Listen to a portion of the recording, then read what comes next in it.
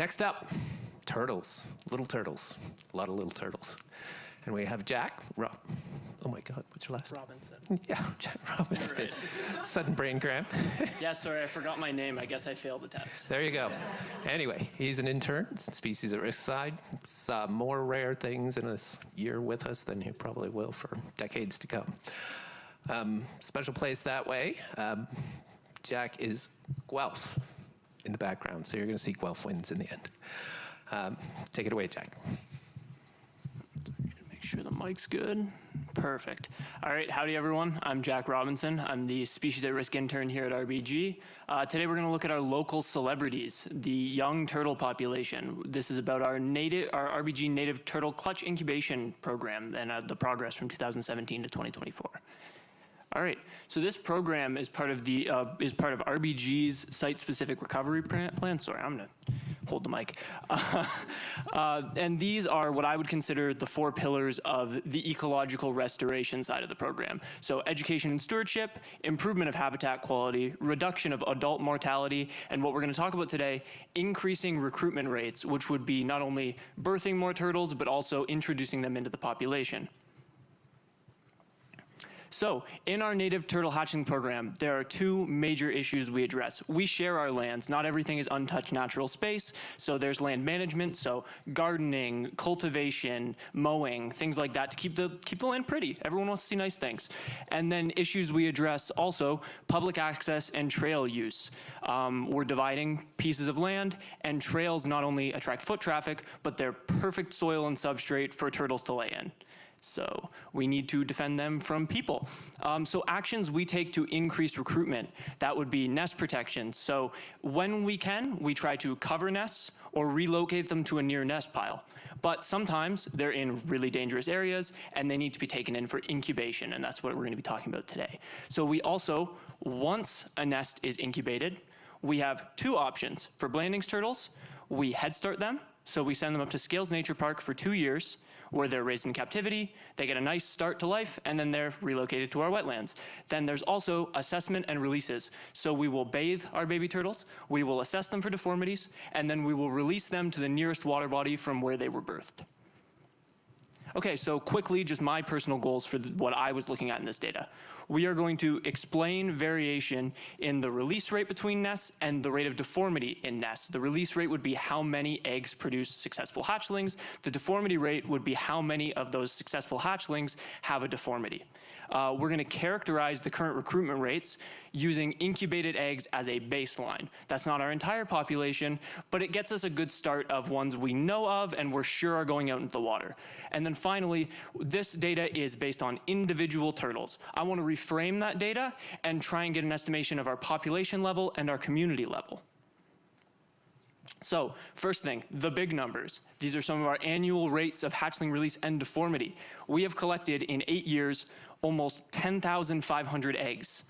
This comes from 391 native turtle clutches, and from that, we released just over 7,500 native hatchlings. 1,400, almost 1,500 of those hatchlings had deformities. One thing you'll note from the graph is there's a slight inverse relationship, or both curves move in opposite directions. That's a pretty good thing because that means our deformities, which are less pronounced in their trends, are pretty stable along the line versus the release rates, which can fluctuate year on year, which would make a deformity rate higher if there's less turtles being released. So now we get into what about each nest? First, quick, not sure if people have seen box plots, so I will explain what it looks like. The dots are outliers, meaning anomalies. They're pieces of data that do not represent the full picture. And then the big black bar in the middle, that's what we're going to be talking about mostly. That's a median or the midpoint, which means not an average, but 50%, exactly 50% of the data is on either side of it. So when we look at medians, we are looking at each clutch as an individual and not each egg. So that way, if a clutch has 80 eggs, it's not overrepresenting versus a clutch that has 7 eggs, because some species like painted turtles lay low egg clutches and some species like snapping turtles lay high egg clutches. So when you look at medium release rates, our release rates actually go up 10.5%. So normally we sit around 70%, but if you look clutch on clutch, the most middle of the road nest will release 82% of its eggs as hatchlings. Deformity rate, little less pronounced. It's only a 2% decrease, which is still fantastic, especially because deformities are rare and they're less common. So that, as I mentioned before, the number of deformed turtles, relatively steady. Release rate, sometimes we get a lot of eggs that aren't fertilized. That's just the nature of the business. You can't tell if an egg's fertilized before you get it. So that will cause release rates to fluctuate year on year. So what about individual species? So our two species that we collect the most of, Midland painted turtles and the common snapping turtle. Those two species have the highest quality of sample size, and they also have the best release rates on average. Or sorry, I shouldn't say average, in the most middle point. So snapping turtles, you get about 84% per clutch that are released, and painted turtles around 81% per clutch. These numbers are not as good as in blandings and map turtles, but they're rarer and we have less of them. So hopefully the blandings turtle, which does produce a significant negative trend in deformity, almost 45% per clutch, which is not great, but we need more information on that. It could just be that the values are very extreme because we don't have enough data. Is our manipulation harming the eggs? So when we incubate, we do it at 3 different temperatures because turtles are temperature sex dependent, which means when they are born, their gender is determined by the temperature they were incubated at in theory. Sometimes it's not always true, but we're hoping for, by incubating at 26.5 degrees, every egg in there produces a male, and at 30.5 degrees, every egg produces a female. We also have a pivotal temperature, which is the safety. You can get whatever sex, and it's not a problem. And up to this point, we have no evidence that this alteration is affecting release rates or deformities at all, which is a great thing. So not only can we help determine our population sex ratio, so breeding continues and populations increase, we're also not harming the turtles in any way, at least from what the statistics say. It's mostly randomness. Does our early nest detection really matter? And it absolutely does. It was the most significant difference in release rate that we clocked. So we release a median of a nest that is disturbed before it's collected, before we can get to it in a high disruptive area. That means a gardener may have dug into it, which you always feel horrible for people because they're not trying to do that. Or it was partially predated, or the cover of the nest of the substrate eroded away due to rain. We had one of those this year. That nest, we would still collect it to try and give it the best chance at survival as possible. Nests like that, though, have a 10% decrease in median release rate, which means 10% less hatchlings come from those nests. So when we do collect a nest before, it actually increases the success chance of the turtles from that clutch. So the quicker we can get to a nest in a dangerous area, the better we can make their life. And thank you to all the volunteers who notify us about those nests. We couldn't do it without you. All right, last point. Is it deformity or uniqueness? A lot of our deformities are mostly in shell pattern. It's actually only about 1% per year of our turtle hatchlings that are deformed with a severe deformity that you may think of, like eyes, jaws, feet, belly shell, or plastron. These are all things that we expect to be dangerous to their long-term survival. But the scoot deformities, we have many turtles in our wetland that we see yearly, like ones that are named that we see all the time, that have unique scoot patterns on their back. So we don't see that as detrimental to their life.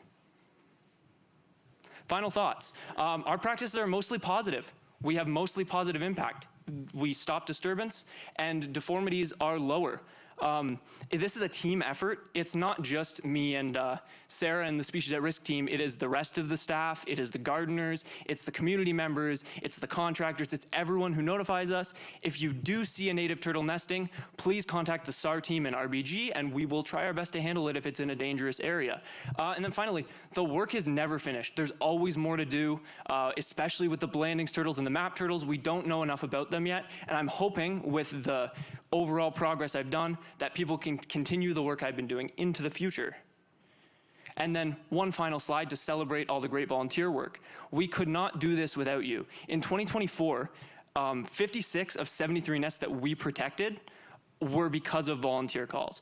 45 of the 60 immature or baby turtles that we rescued were because of volunteers. 34 out of 42 adult turtles that we rescued were because of community members. So everyone's impact does matter, including RBG visitors, neighbors, Dundas Turtle Watch, passing motorists, equipment operators, City of Burlington staff, and even non-SAR RBG staff. So again, thank you all so much for helping with our program.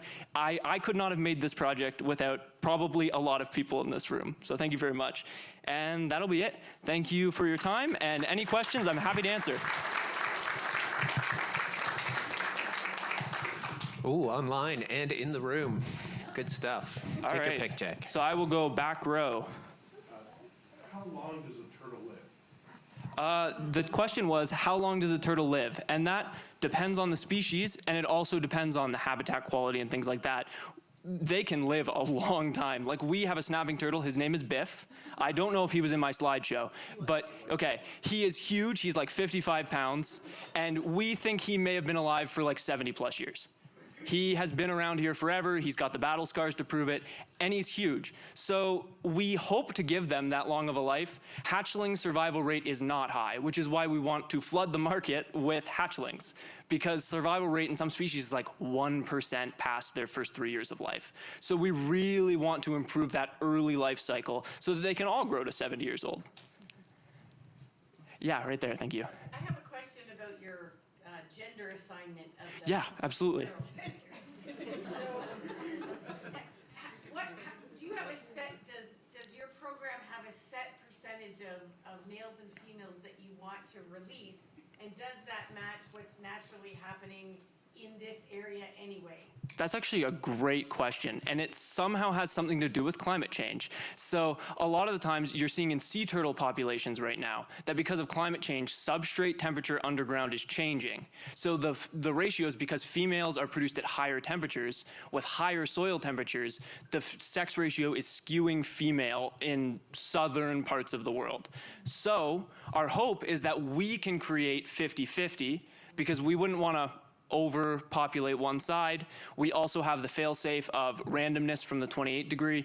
And I mean, there's a degree of randomness to the temperature as well. But we do hope for a 50-50 release of our hatchlings, although there's no way to confirm unless we recapture them later. Yeah, in the back row there. What is the population of the blanding turtle? Is it increasing? Yeah, well, I don't know how much I can speak to our population size, although we are starting to get recaptures and we do track them as well, especially the females. We track them to collect nests so that we can send their babies up to scales to be head started.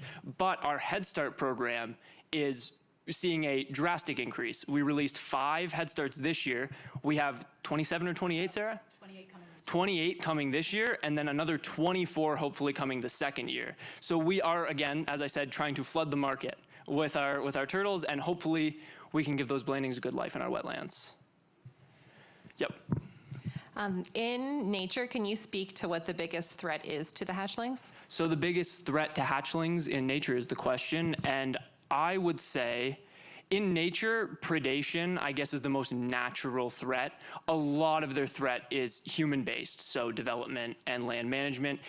But I would say the most natural but also human-adjacent threat is predation because of trails and certain things like that. Of course, we can use nest piles to try and encourage them to lay in an area, but trails are just so perfect for them to lay in. It's loose, sandy substrate. They love it. So that also, if it's easy for them to get to, then it's easy for predators to get to, too.